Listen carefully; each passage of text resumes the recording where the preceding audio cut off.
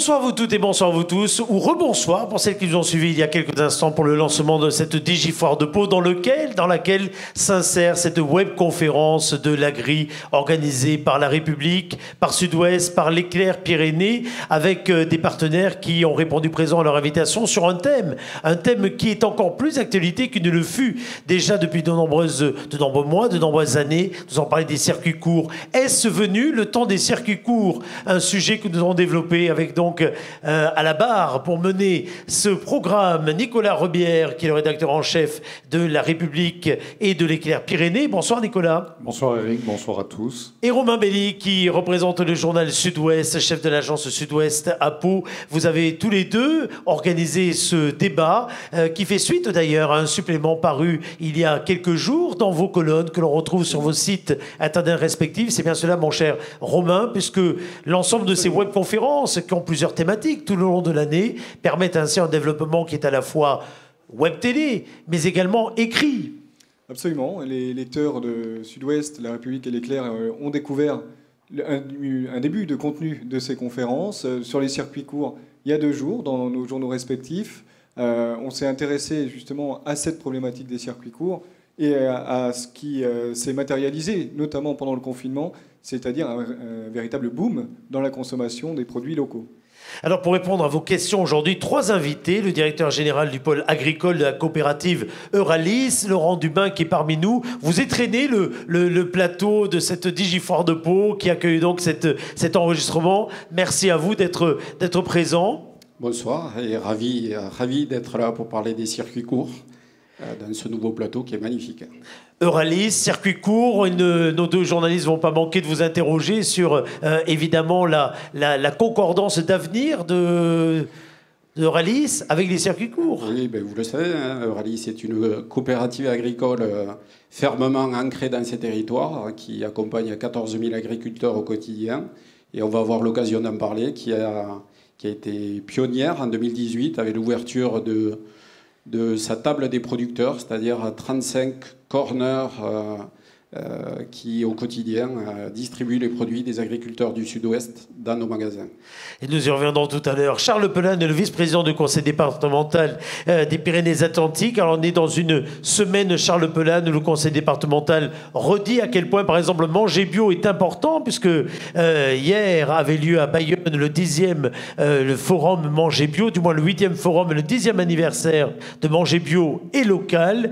Vous avez donc évidemment toute votre place ici même, d'autant que vous êtes vous-même de plein pied dans le monde agricole, professionnellement. Tout à fait, bonsoir Eric, bonsoir à tous. Effectivement, je suis engagé dans la vie publique, mais je suis surtout avant tout agriculteur sur une exploitation dans le nord-est des départements des Pyrénées-Atlantiques, sur laquelle on produit des vins d'appellation Madiran et Pacheron du Vic-Bilh et du Kiwi Soudabel. Et puis parmi nous également Marie Calvrol, qui est la responsable des marchés des professionnels et des agriculteurs au Crédit Agricole Pyrénées-Gascogne. Une conférence agricole sans le Crédit Agricole, ça paraît inconcevable. Mais outre en effet la concordance des noms, l'ADN évidemment que vous avez venant de la naissance même du Crédit Agricole dans le monde agricole, aujourd'hui, parler circuit court, parler devenir, parler futur du monde agricole fait partie évidemment de vos principales préoccupations. Oui, bonsoir Eric, bonsoir à tous. En effet, je suis ravie d'être ici. Donc, comme vous le disiez, le Crédit Agricole Pyrénées-Gascogne, donc ça fait 130 ans que l'on accompagne les agriculteurs, à peu près 20 000 agriculteurs clients sur notre territoire et bien entendu, le sujet des circuits courts, c'est l'essence même de leur activité, que de vendre leurs produits. Et c'est un phénomène, effectivement, qui vaut la peine d'être évoqué puisqu'on constate toute son importance, notamment ces derniers temps. Romain, c'est un phénomène. Je vous laisse introduire peut-être les propos de ce débat. Alors, comme je le disais, on l'a tous constaté pendant le confinement et depuis, la consommation en circuit court de produits locaux a explosé, littéralement. C'était sur une pente ascendante depuis une dizaine d'années. Là, ça a carrément explosé, pour réemployer ce terme. La question qu'on va se poser aujourd'hui, c'est de savoir est-ce qu'on va rester sur cette courbe-là exponentielle ou on va revenir à la courbe initiale de progression piano-piano. Alors, on va commencer d'abord par une première question. Le boom dont je vous parle, est-ce que tout le monde l'a constaté ici? Voilà, alors on va peut-être commencer avec vous, Monsieur Dubin, pour Euralis. Alors effectivement, nous, le boom, on l'a constaté en 3 temps. Un premier temps, on va dire avant le Covid, on était déjà sur une dynamique forte avec 25% de progression de nos ventes sur les circuits courts. Donc on était déjà inscrit dans une dynamique. Et puis il y a eu un second boom, pour prendre le terme. Celui-là, il est arrivé le 13 mars avec le confinement. Là, il y a eu une chute brutale de l'activité chez nous, une espèce de chaos, j'imagine qu'on a connu nous aussi dans nos familles, mais qu'on a vécu dans nos magasins, avec une perte de la fréquentation et une perte de chiffre d'affaires d'à peu près 30%. Heureusement, ça n'a pas duré. À partir du 1er avril, les textes ont aidé à clarifier, si vous vous rappelez un peu, à cette époque-là, on ne savait pas qu'est-ce qu'on peut vendre, pas vendre, quels rayons peuvent rester ouverts. Et à partir du 1er avril, là, il y a eu un second boom, pour reprendre les termes. Là, nos ventes ont flambé, la fréquentation a augmenté. Ça a été le début des files d'attente devant nos magasins. Et à partir de là, et on va dire sans plus s'arrêter, on a connu une progression de chiffre d'affaires qui a doublé. Donc on était à plus 25, on est passé à plus 50, avec un vrai attrait et un double attrait. D'abord pour nos producteurs, parce que les producteurs, dans cette période-là, les marchés étaient fermés, la restauration était fermée aussi, donc ils n'avaient plus de débouchés pour leurs produits agricoles. Et au niveau des consommateurs, pareil, les deux se sont retrouvés. Les consommateurs étaient en recherche de produits locaux, de produits tracés. Donc à la rencontre des deux, une vraie progression et un boom positif pour les circuits courts du Sud-Ouest. Alors juste avant de passer la parole aux autres, Monsieur Dubin, on s'en était parlé pour préparer à la fois cette conférence, mais aussi notre supplément. Il y a une particularité, c'est que la table des producteurs est dans les magasins Point Vert. Est-ce que ces magasins étaient ouverts, et vous vous souvenez que pendant le confinement également, toutes les jardineries n'étaient pas forcément ouvertes. Est-ce que ce boom, vous l'expliquez aussi parce que des gens ils venaient aussi s'acheter des plantes, c'était le printemps, etc., ou vraiment vous le décorrélez de cet aspect? Clairement. Bon, déjà, je voulais dire que le fait de maintenir nos magasins ouverts, ça a été un choix. Un choix sur deux axes. Le premier, c'était assurer une continuité d'activité pour nos clients et nos agriculteurs. Et puis le deuxième, et c'est sans doute l'essentiel, maintenir la sécurité et de nos équipes et des clients qui venaient au quotidien. Sur la question que vous posez, bien évidemment, il y a eu un double attrait. L'attrait des circuits courts et en même temps l'attrait du jardiner à la maison, un peu comme si on redécouvrait tous à la maison et les joies du cuisiner simple et en famille, et en même temps celle du jardinage. Les deux se répondent d'ailleurs. C'est intéressant de voir que autour du mois d'avril, avec un printemps particulièrement favorable, tout le monde a eu envie aussi de ressemer des plants potagers pour faire des tomates et imaginer les tomates qu'on allait consommer en famille autour de l'été. Voilà. Charles Pelin, alors peut-être pas en tant que vice-président du conseil départemental, mais comme agriculteur, est-ce que ce boom, vous l'avez constaté, vous, auprès de vos collègues, voire dans votre propre exploitation? Oui, effectivement, pour ma part, je suis en coopération, je travaille en coopération. Effectivement, nous avons constaté au niveau de la cave de Crozet une augmentation vraiment très significative de l'acte d'achat dans nos stands de vente. Peut-être préciser malgré tout que depuis quelques années quand même on constate qu'il y a, en tous les cas je le constate sur mon territoire, qu'il y a de plus en plus d'installations de jeunes en production maraîchère et effectivement des pratiques de consommation qui font que les gens vont plutôt vers de l'achat local. En tous les cas, effectivement, la période de confinement et post-confinement a confirmé ce que vous indiquez, monsieur Dubin, que les gens marquaient un intérêt majeur pour l'achat chez les producteurs locaux. Marie Clavreul, est-ce que tous les agriculteurs sont allés voir leur banquier au début du confinement en leur disant « je change tout, je vais passer au circuit court ». Est-ce que vous avez constaté ça au Crédit Agricole ?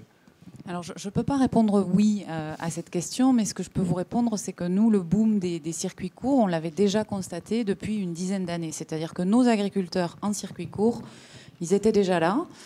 Par contre, ce que l'on a constaté pendant la crise sanitaire, c'est l'engouement accéléré de notre clientèle de particuliers pour consommer des produits locaux, des produits de qualité, et donc être utilisateurs du circuit court. Donc ce qu'on a constaté, c'est que nos clients qui étaient déjà en circuit court ont eu de grandes facilités à trouver des débouchés pour leurs produits, avec une demande, comme vient de le dire monsieur, qui était croissante. Et ce qu'on a constaté aussi, c'est que ceux qui n'avaient pas développé d'atelier en circuit court ont eu une petite étincelle qui a pu s'allumer en voyant que les autres allaient s'en sortir probablement mieux que ceux qui n'avaient pas d'atelier de vente en circuit court. Voilà, et le phénomène a été tellement important qu'au niveau du groupe Crédit Agricole, nous avons développé rapidement pendant le confinement une plateforme de marketplace, donc une place de marché digitale, Loop, qui nous permet de mettre en relation nos clients agriculteurs qui ont des produits à vendre avec nos clients particuliers qui ont envie de consommer local. Voilà. Et dans une dynamique vraiment très positive. On se rend compte que véritablement la tendance était là, elle était là avant, elle s'est accélérée. Est-ce que vous avez une explication à ça, Charles Pellan? Est-ce que vous voyez... Alors, il y a, je pense, du sociologique là-dedans. Oui. Il y a du logique aussi avec un confinement qui fait que les gens restaient chez eux et ne pouvaient pas se déplacer très loin, ce qui peut expliquer aussi le boom des circuits courts. Effectivement, je pense qu'il y a plusieurs facteurs. Le premier, comme vous l'avez indiqué, les contraintes de déplacement qui ont fait que les gens se sont intéressés à ce qui se produisait localement. Et je le réitère, mais on a vu vraiment des explosions de ventes chez certains producteurs qui étaient déjà installés depuis plusieurs années, mais qui nous ont témoigné de ce fait-là. Il y a peut-être un autre élément important qu'il faut préciser. En tous les cas, je l'indique à chacune de mes interventions. Rappeler que nous avons l'agriculture la plus sécure au monde. Et dans un moment où parfois le consommateur s'interroge sur justement la qualité des produits qui sont faits dans notre pays, rappeler simplement que nous avons la chance d'être dans un pays, mais dans un département plus particulièrement, où à travers les nombreuses productions en signe officiel de qualité, nos consommateurs, nos administrés ont pu vraiment retrouver cette qualité-là, peut-être accentuée effectivement par cet acte d'achat accentué par le confinement.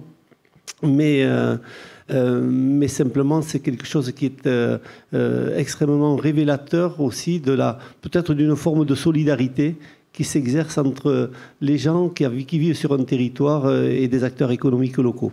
Ça, on y reviendra. Monsieur Dubin, pour creuser un peu plus, est-ce que c'est tous les produits de circuit court qui ont marché, ou est-ce qu'il y a des produits plus particuliers qui pourraient expliquer aussi ce nouvel engouement? On va dire déjà, on était sur une tendance de fond. Les valeurs du terroir, des produits vrais, de la traçabilité, du faire soi-même. On avait quand même cette tendance de fond. Moi, quand je regarde un peu les familles produits de la table des producteurs, elles ont toutes bénéficié de manière massive de cet élan. On pourra citer quand même les produits carnés, volailles, les viandes en général qui ont pas mal boosté, mais le maraîchage aussi. Voilà. Je voulais rebondir sur l'accélérateur, c'est quoi?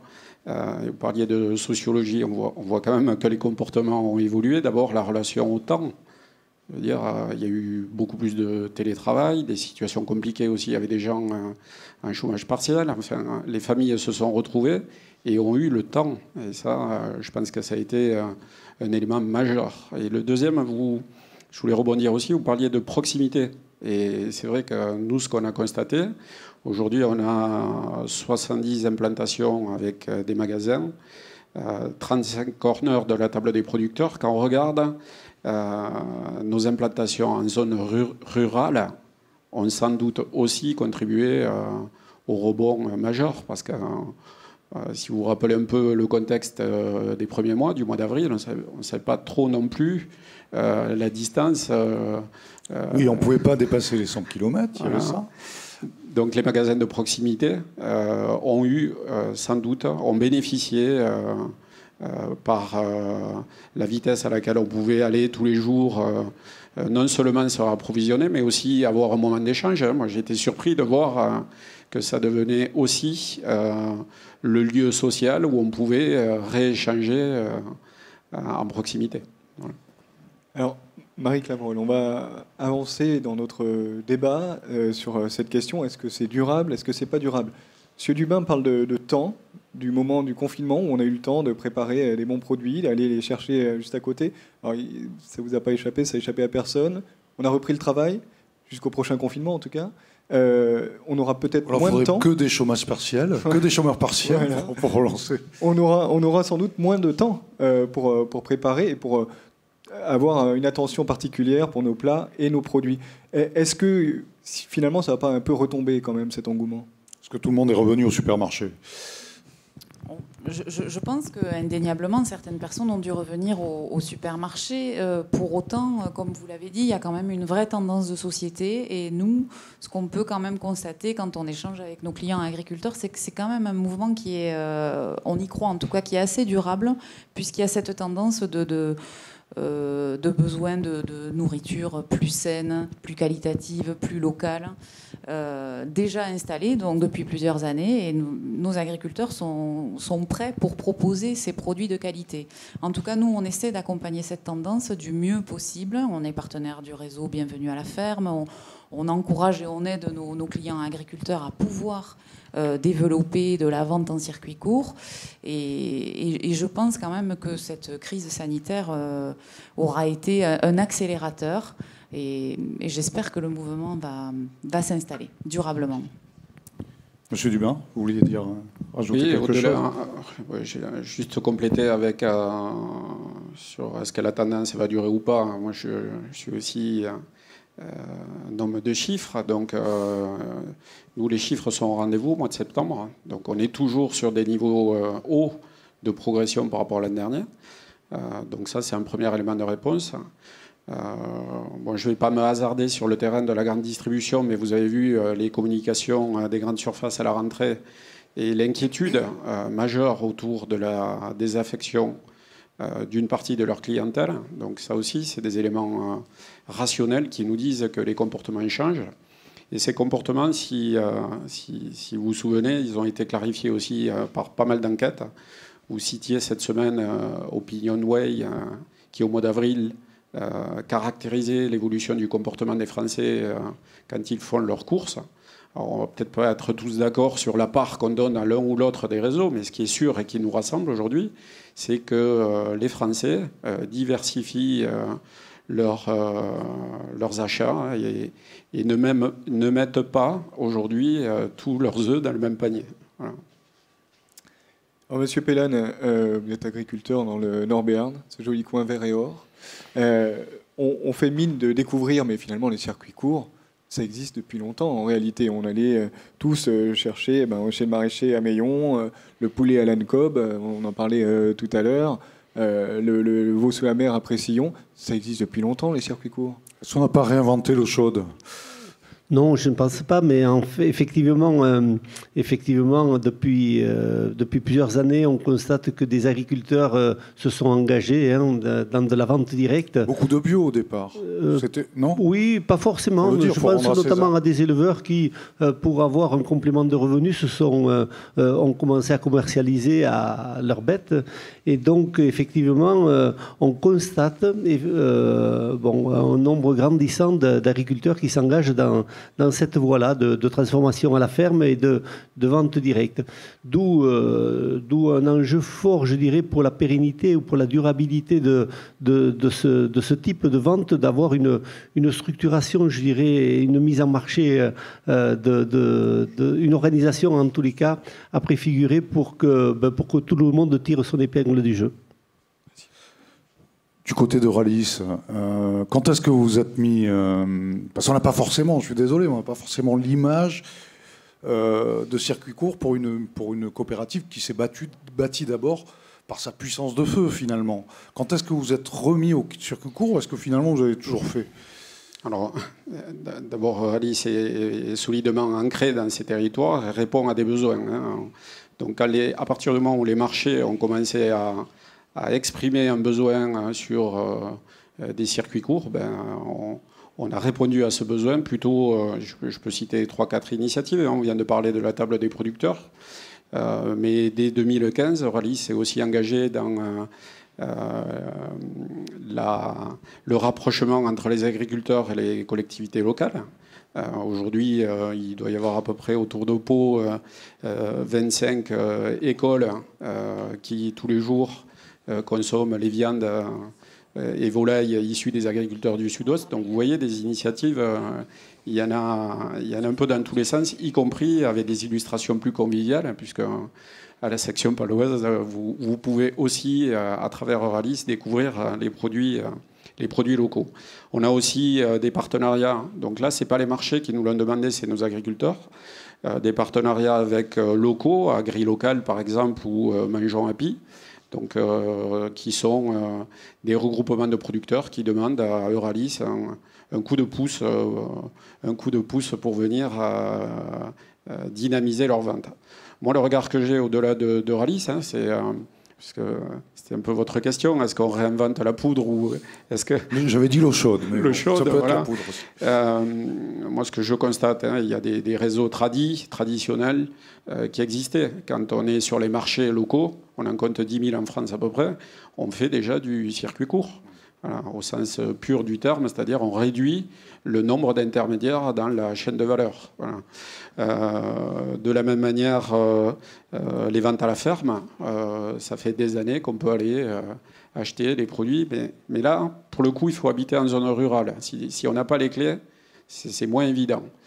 Et puis quand on regarde un peu le paysage et la manière dont il évolue, il y a tout un tas de nouveaux canaux. Les AMAP en font partie. On pourrait citer les drives aussi, les drives fermiers qui s'organisent un peu partout, ou les magasins de producteurs, c'est-à-dire quand on n'a pas la taille critique pour faire seul, on s'associe et on essaie de le faire ensemble.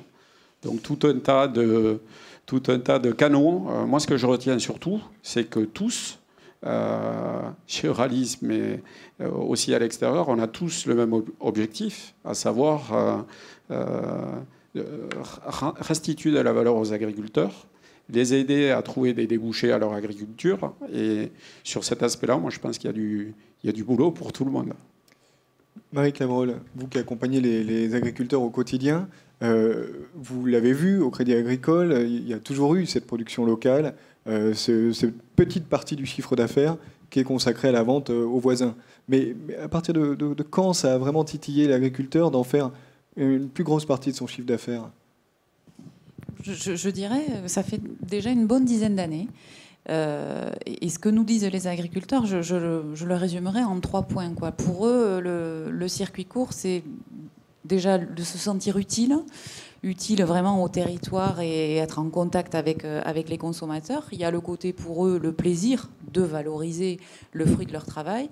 Et comme vous l'avez dit, un intérêt économique, puisque forcément en diminuant les intermédiaires, il y a plus de valeur ajoutée, plus de marge pour eux directement. Et aujourd'hui, c'est une vraie nécessité qu'ils ont de développer pour faire face pour contrer tous les aléas auxquels ils sont confrontés. Donc c'est une vraie valeur ajoutée pour eux.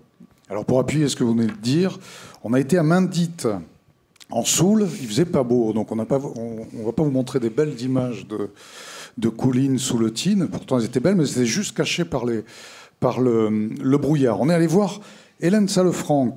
Alors, elle est bergère, elle est productrice de fromage, les fromages Igaïa et un autre fromage, un petit fromage à pâte molle dont je ne vous dirai pas le nom, elle le prononce bien mieux que moi. Elle produit donc ces fromages, les vend à certains distributeurs, mais aussi à la table des producteurs. Et elle s'est associée depuis, d'ailleurs, depuis 3 ans, elle avait une salariée, Émilie Cole. Et maintenant, elles sont deux bergères à faire tourner cette ferme du côté de Maindite. On l'écoute. On est à Maindite, au Pays Basque. On a 330 brebis. On est 2 associés. On a aussi un jeune homme en apprentissage qui travaille avec nous sur une ferme de 70 hectares. Voilà, donc la production principale, c'est le lait de brebis. On vend une partie du lait à un industriel, mais on transforme aussi une partie du lait sur la ferme.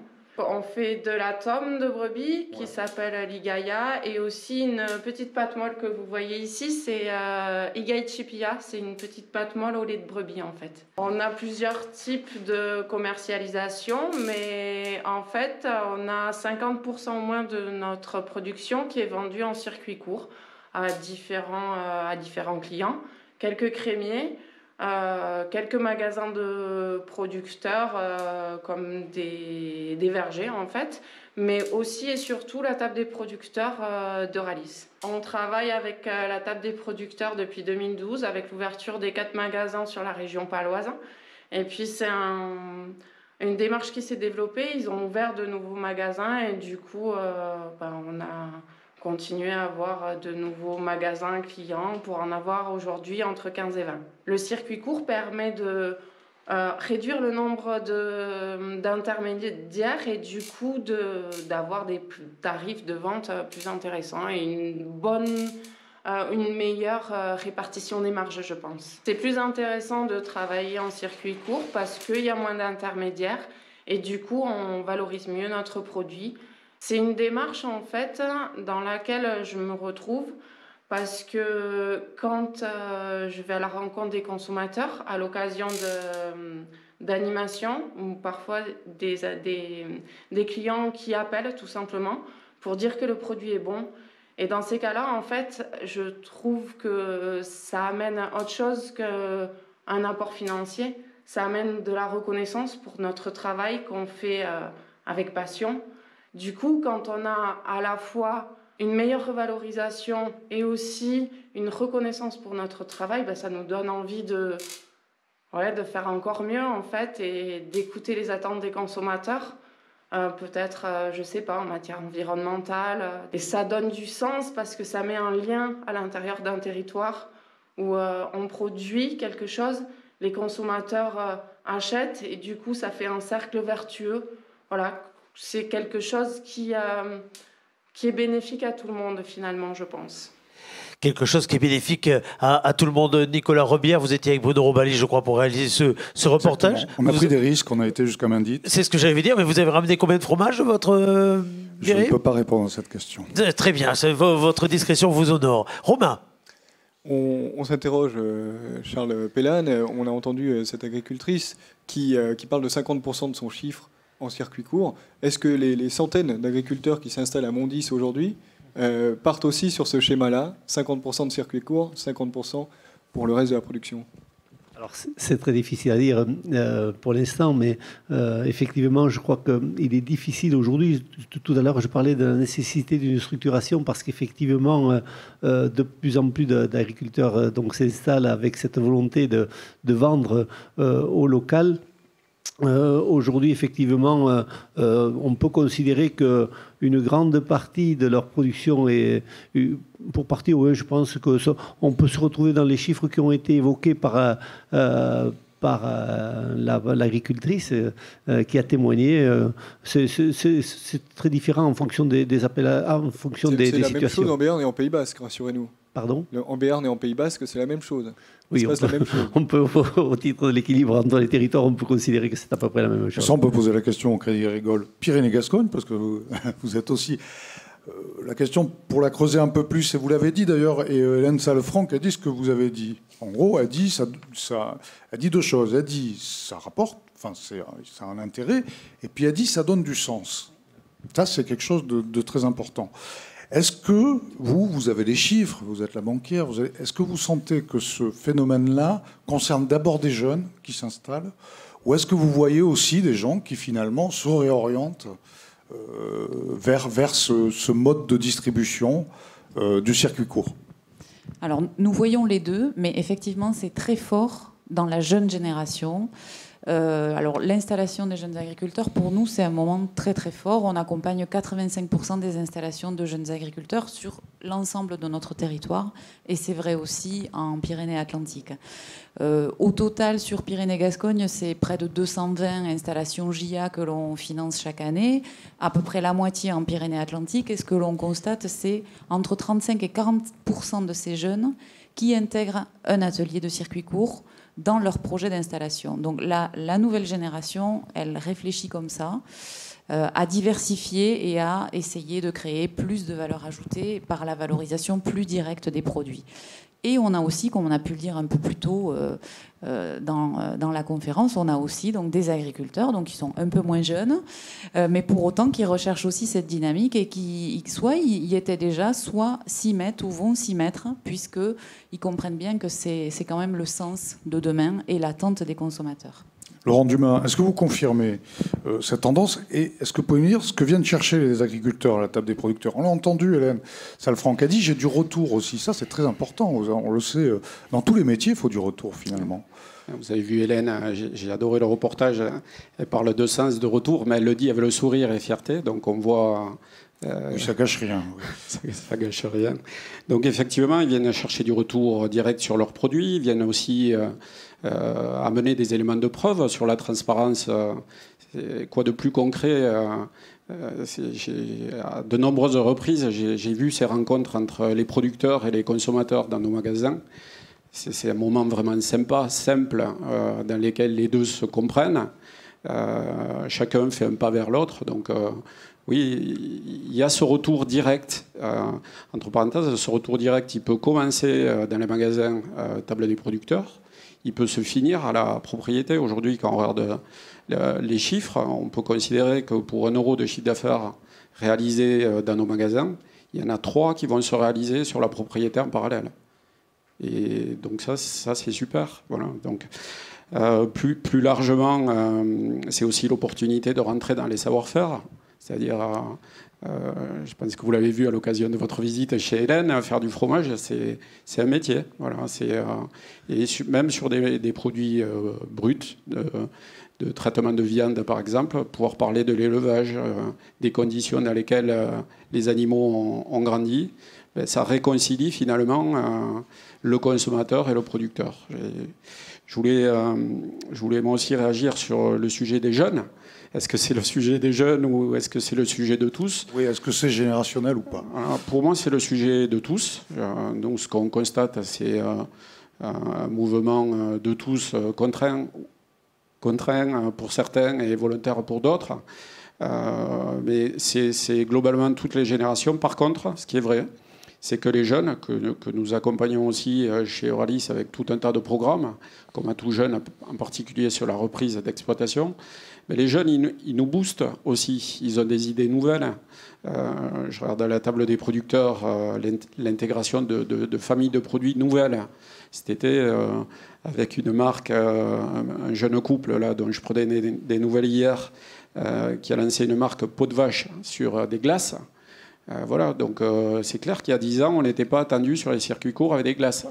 Aujourd'hui, sur les offres, on a aussi un enjeu de renouvellement de nos gammes, d'élargissement de l'offre, pour pouvoir proposer avec des producteurs laitiers des glaces fait maison et des goûts qui sortent du classique au quotidien. Donc ils nous bougent, ils nous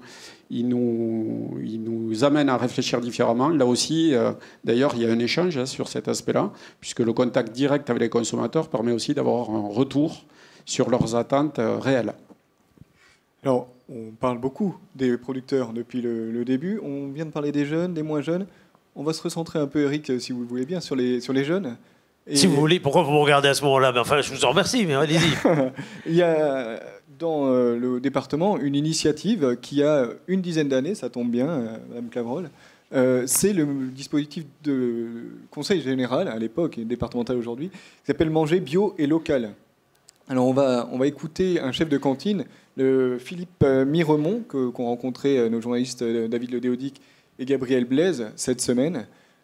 C'est un chef qui nous explique en quoi ce dispositif, qui permet de consommer bio, local, avec des producteurs du coin, valorise à la fois son travail à lui, mais aussi ce que mangent les collégiens, et ça les éduque. Et finalement, c'est aussi une réponse à notre question, est-ce que ce sera durable? On va regarder le reportage de Gabriel et David. Il y a ceux qui découvrent, ou on fait découvrir des plats. Certains aussi, c'est un des rares repas qu'ils auront équilibré de la journée. Mais dans l'ensemble, ils sont très satisfaits. Oui. Ils ont un accueil chaleureux et puis des plats qui sont quand même... on s'adapte par rapport à leur goût, on va dire. Voilà. Et pour vous, c'est un moment important, oui. Cet échange direct avec eux? Oui, sinon il n'y aurait aucun sens de préparer toute une matinée si on n'a pas de résultat au bout quand même. Donc là, sur le fruit en lui-même, la pomme, nous avons deux cas de figure. Une pomme qui est locale, hein, et puis une pomme qui est aussi artisanale, mais qui vient du Lot-et-Garonne. Voilà, parce que ce style de production ne se fait pas localement dans notre département. Là, on reste quand même dans le cadre du circuit court. Hein.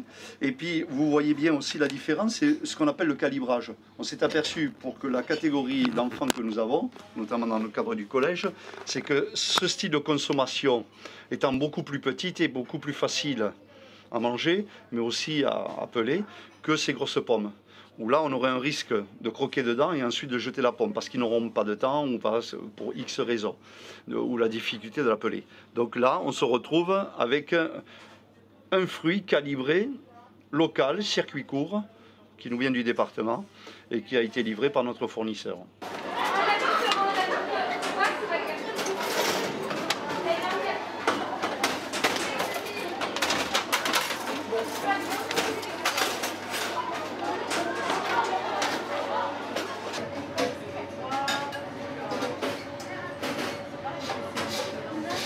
Menu du jour, qu'est-ce qui est en circuit court, qu'est-ce qui est en bio, qu'est-ce qui est les deux? Oui, mais sur un menu comme aujourd'hui, il y a deux variantes qui vont arriver. Dans le cadre du poisson, vous avez du poisson local. Ensuite, vous allez avoir, dans le cadre du circuit court, vous allez avoir les fruits, vous allez avoir les laitages aussi qui seront pris en compte. Mais il n'est pas forcé que dans un menu, vous ayez tous les produits qui soient issus du circuit court. On essaye de s'efforcer. Alors d'aujourd'hui, nous trouvons toujours une trace de produits sur soit un circuit court, soit un produit label, soit un produit issu de l'agriculture biologique. Un sujet qui nous a plongé donc au cœur de cet établissement à Billère, qui a fait partie des établissements d'ailleurs qui ont été labellisés dans le cadre de la journée Manger Bio locale que nous menions à Bayonne hier. Un des établissements parmi tant d'autres, puisqu'il est labellisé de 2019 et labellisé de 2020 d'ailleurs. Romain. On l'a compris, Charles Pellan, avec ce reportage, ce dispositif, c'est tout bénef. C'est bon pour les agriculteurs, c'est bon pour les élèves, et puis c'est bon pour le chef de cantine qui a l'air d'être un bon vivant également, Philippe Méremont. Qui a eu cette super idée?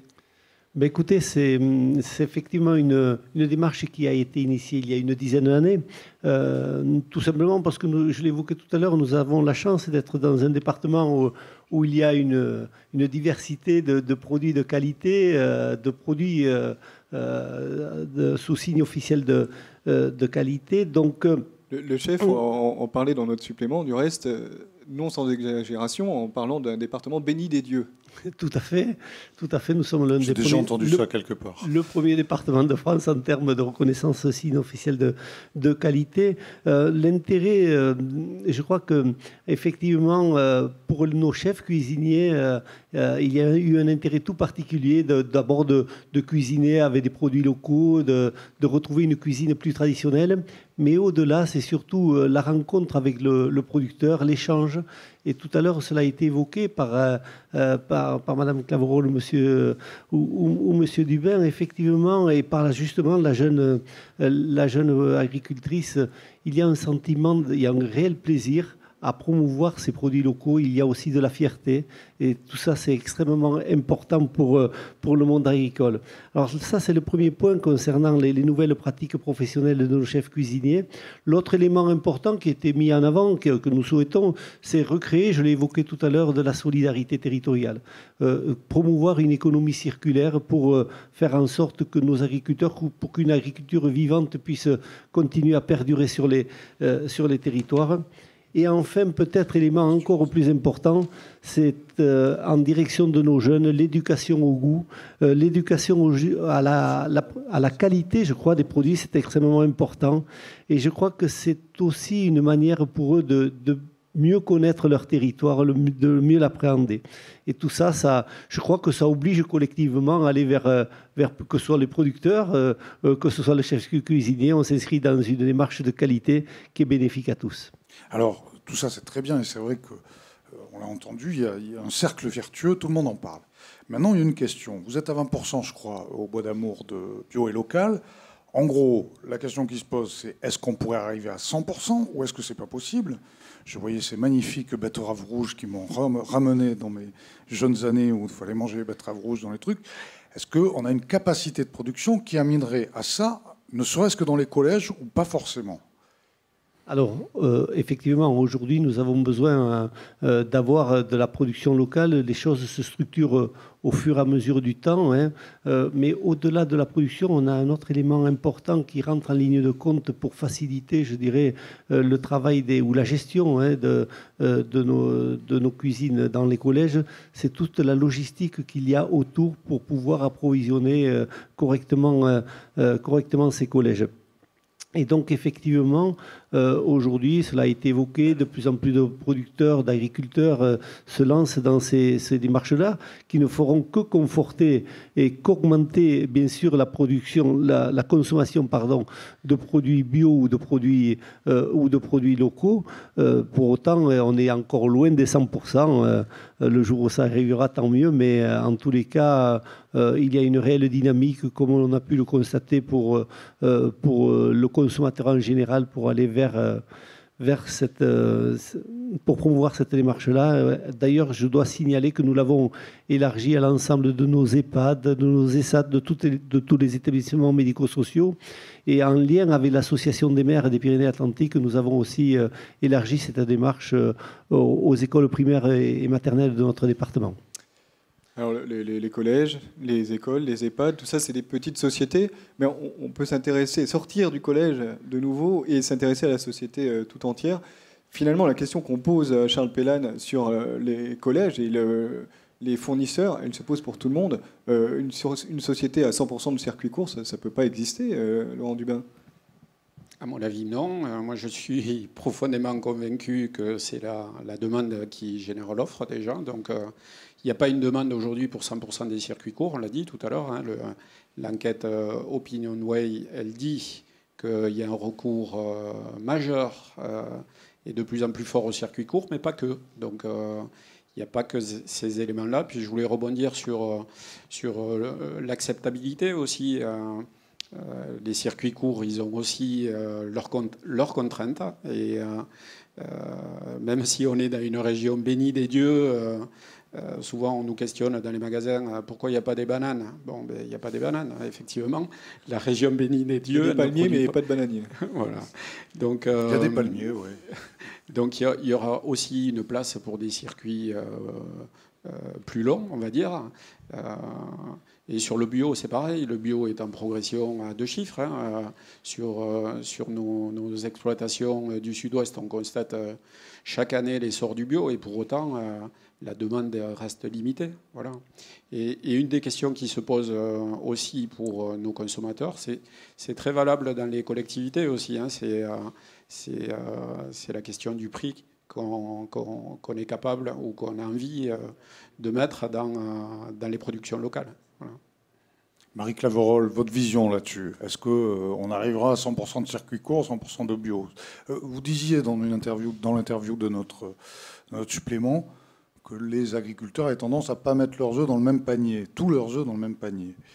Oui, alors déjà la première partie de votre question, non, je partage ce que dit monsieur, pas 100%. Et d'ailleurs, nous, on est la banque de tous les types d'agriculture. Et ça nous tient à cœur d'accompagner toutes les agricultures parce qu'elles sont bien entendu toutes nécessaires pour nourrir la planète. Et après, sur cette notion de ne pas mettre tous les œufs dans le même panier, bien sûr que non, et heureusement, parce que si on regarde les aléas climatiques, trop de pluie, pas assez de pluie, des tempêtes.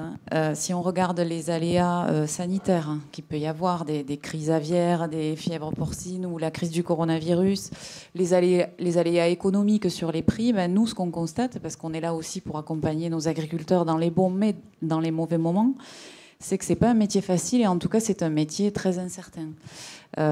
Et donc, ceux qui s'en tirent le mieux, c'est ceux qui justement ne mettent pas tous les œufs dans le même panier, qui diversifient plusieurs ateliers sur leur exploitation et qui peuvent compenser donc ces aléas. Et en ce sens, la valorisation plus importante par l'intermédiaire d'un atelier en circuit court est favorable à la pérennité des exploitations.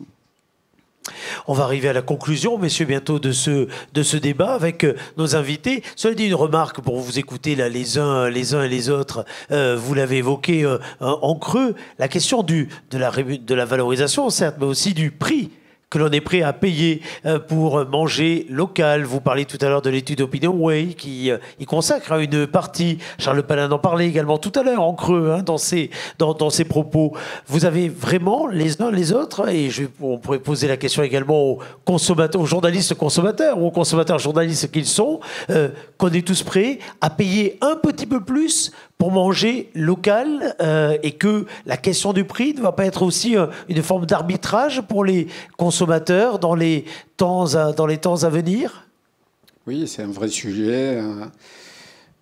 Nous, ce qu'on constate, c'est qu'il y a plusieurs attitudes de consommation. Il y a des moments où on se fait plaisir, où on a envie d'une caution locale, tracée,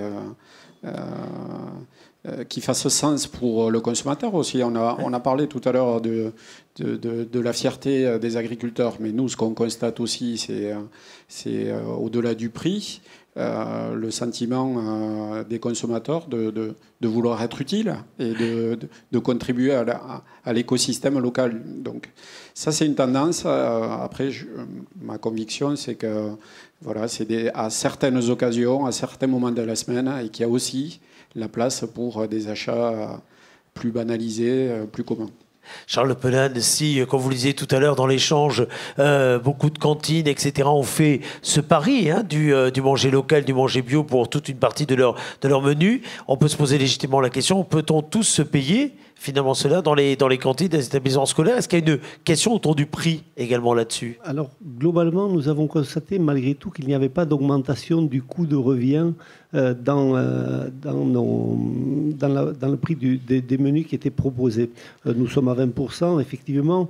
Ceci étant dit, effectivement, je pense que si la société aspire à de plus en plus de produits qualitatifs, il faudra à un moment donné qu'elle s'interroge également sur le prix, le juste prix de rémunération des agriculteurs. C'est extrêmement capital. Vous le savez, l'agriculture est en perpétuelle mutation. On aura peut-être l'occasion d'en reparler en conclusion, mais il ne faut pas oublier qu'il y a malheureusement encore un grand nombre d'agriculteurs en difficulté, et donc la nécessité d'une juste valorisation de leur production. Ça rejoint ce que vous disiez, Marie Cavrolle, en effet, dans vos propos. Messieurs, donc il est l'heure de conclure. D'ailleurs, vous avez changé vos habitudes alimentaires ces derniers mois, ces dernières années? Comment vous expliquer Ça se voit, non? Ma part de fruits et légumes est à 5% à peu près de mon budget alimentaire, donc je peux difficilement parler de ça. Mais on peut me dire pareil sur la partie carnée, sur les palmipèdes, sur plein de choses, monsieur. Comment dire je crois beaucoup au circuit court en matière viticole notamment. Et j'y contribue beaucoup. Pour le reste, non, mais comment dire, c'est une vraie question que celle du prix, mais c'est une vraie question aussi, à mon avis, que celle de ce qu'il y a autour d'un produit. Et on ne parle pas d'emballage, on ne parle pas de marketing. Typiquement, je vais me faire traiter de bobo, mais si j'ai le producteur en face de moi qui m'explique comment il a fait, je l'ai vu à Mandit avec un franc, fatalement, ça me donne un peu plus envie qu'un truc sous vide. Ça, c'est évident, quoi. C'est évident. Après, il y a la question du pouvoir d'achat, c'est évident aussi. Et une question aussi, Romain, qu'on avait posée, que je pense qu'on peut poser en conclusion, c'est l'après-Covid, s'il arrive d'ailleurs. Oui. Espérons-le, Nicolas. Ouais. Espérons-le. Ok, les circuits courts ont progressé. Je pense qu'il est important aussi de se poser la question en agriculture. Et là, on a des interlocuteurs qui peuvent nous le dire. C'est quoi la suite pour l'agriculture après la crise sanitaire? Est-ce qu'il y a d'autres choses qui émergent? Est-ce qu'on a raté des choses, tout bêtement, en ne parlant que circuits courts? Qui démarre? Monsieur Dubin, je peux attaquer, merci. Effectivement, les circuits courts sont une tendance, mais ce n'est pas la seule. On s'est posé chez Euralis en début d'année sur une vaste étude auprès de nos agriculteurs, mais aussi de nos salariés. On a sollicité des experts externes aussi sur la projection qu'on faisait ensemble de l'agriculture à 2030. Et dans cette agriculture-là, on a essayé d'identifier les principales tendances. Donc, entre parenthèses, des choses très classiques qui viennent d'être confirmées dans le plan de relance communiqué par le ministère début septembre. On y voit quoi? On y voit bien évidemment des tendances de fond, la réduction des intrants, qui est claire, la gestion des problématiques d'eau et d'énergie. Voilà. Au-delà des circuits courts, ce que nous disent ces travaux, c'est le besoin de traçabilité, voilà, de comprendre, de savoir d'où ça vient. Et plus globalement, quasi en fil conducteur, c'est la prise en compte de l'évolution des attentes sociétales qui vont vers la prise en compte des problématiques environnementales dans leur ensemble. Donc oui, ça bouge au-delà des circuits courts. Nous, cette étude, elle nous a amené à revoir de manière fondamentale la stratégie de la coopérative et à faire des choix structurants, notamment à faire le choix du conseil par rapport à la vente de produits phytosanitaires. Donc c'est la compréhension de ces choix importants qui nous fait évoluer. Pour être très précis, Auralis est une des rares, je pense, vendeurs de phyto qui décide de plus vendre de phyto, donner du conseil. C'est-à-dire que désormais, la réglementation, c'est soit vous vendez, soit vous donnez du conseil. C'est ça. Oui, alors ça arrive dans le cadre de la loi Egalim, qui vise aussi à... On parlait tout à l'heure du revenu des agriculteurs, mais à protéger l'agriculture française. Et entre autres, oui, il y a ce choix à faire. Bon, voilà, au-delà de la problématique du 1er janvier, on regarde loin devant, vous l'avez compris. On sera là pour accompagner nos agriculteurs parce qu'il y a tout un tas de typologies d'agriculture aujourd'hui qui n'ont pas de solution sans les phytos. Hein. Donc on sera là pour accompagner nos agriculteurs, mais il faut faire un choix. Nous avons fait le choix. Et on a réussi à le positiver, à lui donner un sens. On a beaucoup parlé de sens là ce soir, mais nous aussi on a réussi à donner un sens à ce choix pour les agriculteurs et pour les salariés de Auralis. Ils sont nombreux, c'est important pour nous. Avec Lavrolle, la transformation des exploitations, je pense que c'est une grande partie de votre travail au Crédit Agricole. Tout à fait. Pour nous, au Crédit Agricole, l'agriculture de demain, mais déjà d'aujourd'hui, c'est une agriculture qui est en transition. Nous, on souhaite accompagner ou plutôt ces transitions, et on parle de 3 types de transitions. C'est la transition énergétique, la transition numérique et la transition agroécologique. Voilà. Énergétique, c'est photovoltaïque, méthanisation, comment je produis de l'énergie verte, comment j'amène un peu plus de revenus sur mon exploitation en essayant d'être plus respectueux de l'environnement. La transition numérique, c'est comment les agriculteurs peuvent s'appuyer sur tous les outils numériques et la technologie pour améliorer leur rendement, diminuer la pénibilité du travail, diminuer les intrants. Et tout ça au service de la transition agroécologique, finalement, parce qu'au bout, il y a cette attente très forte du consommateur d'avoir un produit plus qualitatif, plus tracé, plus sain, moins polluant de l'environnement. Et donc, il y a le bio, mais pas que.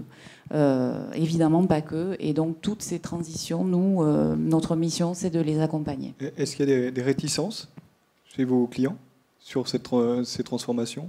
Non, je dirais plutôt... Alors, il peut y avoir des peurs, en fait, je dirais pas des réticences, mais plutôt des peurs, des freins culturels, mais il y a une vraie mutation du monde de l'agriculture, et en tout cas, ceux qui ont déjà emprunté ces chemins peuvent montrer le chemin aux autres, et nous, on est là pour essayer de catalyser ces dynamiques. Et enfin, Charles Pelade. Oui, effectivement, je partage ce qui a été dit par Madame Clavrolle et Monsieur Dubert. L'agriculture, vous savez, elle a été en permanente mutation. Elle a évolué considérablement ces 20 dernières années, je dirais, avec des pratiques plus vertueuses de l'environnement, renforcées bien sûr ces derniers temps par l'interdiction de certains produits phyto. elle est en permanence questionnée par rapport à sa place dans la société. Vous l'avez évoqué également. Moi, je considère qu'effectivement, autant il y a une tendance pour aller vers des productions plus bio, plus raisonnées, autant dans le même temps, on aura besoin de cette agriculture conventionnelle. La première des missions de l'agriculture, c'est de nourrir les femmes et les hommes de notre pays. Il faut savoir qu'on importe encore 70% de la viande blanche dans notre pays.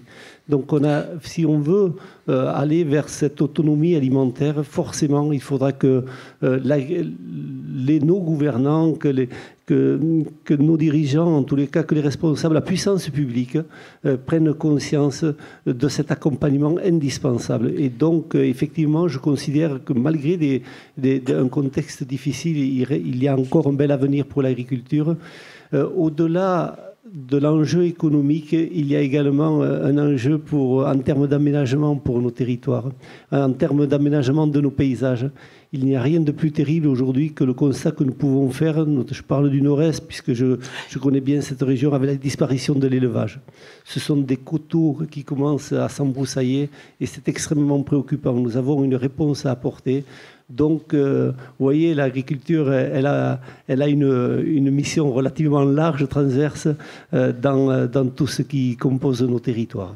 Merci au Conseil départemental, merci à Euralis, merci à la Caisse régionale du Crédit Agricole d'avoir participé à ce débat organisé par La République, l'Éclair, Sud-Ouest, que vous avez suivi d'ailleurs sur les sites de La République des Pyrénées.fr, sur sudouest.fr, sur digifoiredepau.com. On parlera d'ailleurs, messieurs, encore évidemment de ce sujet dans vos colonnes. On parlera tous les soirs également pendant la durée de la Digifoire de ces sujets avec les Agri-Days, puisque cette webconférence s'intégrait dans le grand chapeau des Agri-Days, une des thématiques de la Digifoire de Pau. Et donc tous les soirs à 18h30, il y aura un autre sujet lié à l'agriculture. Et nous, on se retrouvera d'ailleurs chaque matin, d'abord avec Romain Belli à 9h10 sur sudouest.fr dans ce même studio. Et un invité tous les matins. C'est moi qui suis du matin. C'est ça, c'est bien connu. Donc à partir de midi, ça sera Café La Rep, également sur le site de La République des Pyrénées.fr. Voilà, Bruno Robali relance son Café La Rep, plutôt du midi. À l'heure de l'apéritif, oui, pour Café La Rep, c'est tout à fait logique. Voilà. Même il prend les cafés à midi. Donc tous les midis, il y aura le Café La Rep avec un invité dont on parle de l'actualité. Excusez-moi, je crois que c'est pas très français ce que je viens de dire. Il interrogera quelqu'un qui a une actualité. Voilà. Exactement. Donc rendez-vous avec La République, avec Sud-Ouest. Merci à Sud-Ouest Publicité qui a mis en place également la partie commerciale de ce rendez-vous. Chers amis, nous allons vous abandonner là. À très bientôt sur ces sites internet et à très bientôt sur le plateau de la Digifoire de Pau pour que pendant 10 jours nous puissions revivre avec les mêmes sensations, les grandes thématiques qui font l'actualité de ce territoire. Bonsoir.